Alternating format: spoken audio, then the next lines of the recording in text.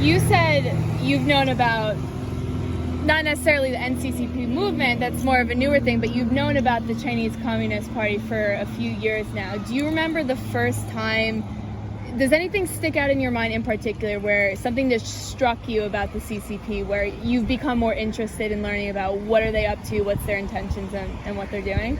I think as a child, seeing the videos of Tiananmen Square, the Tiananmen Square massacre, that's what it really struck me as a kid, and I knew something wasn't right. And just being a student of history, I've always been aware of what's gone down in China and the tragedy that is the Chinese government and the rank human rights abuses that happen every day. I've been aware for a long time.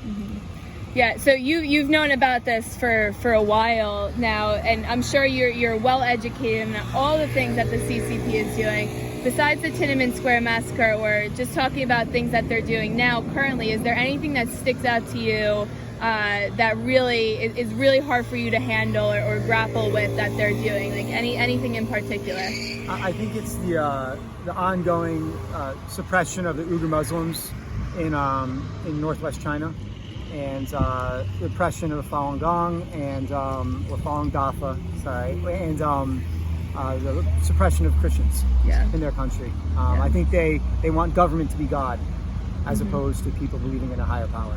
Yeah, their anti-freedom of belief, freedom of speech, and freedom of thought policies are very, very strict and suppressive. Besides, the things that we're doing here right now, raising awareness, we have a table set up in the park, we're giving out flyers. Do you have any other ideas that us volunteers could do to help raise more awareness about this cause? Well, I think we as Americans should buy stuff that is made in America and in countries that don't have human rights violations. I mean, we all have iPhones. We're even being recorded on iPhones now. I mean, they're being made in slave labor camps, where I think they even need to have like nets under buildings for people who want to jump out of the windows.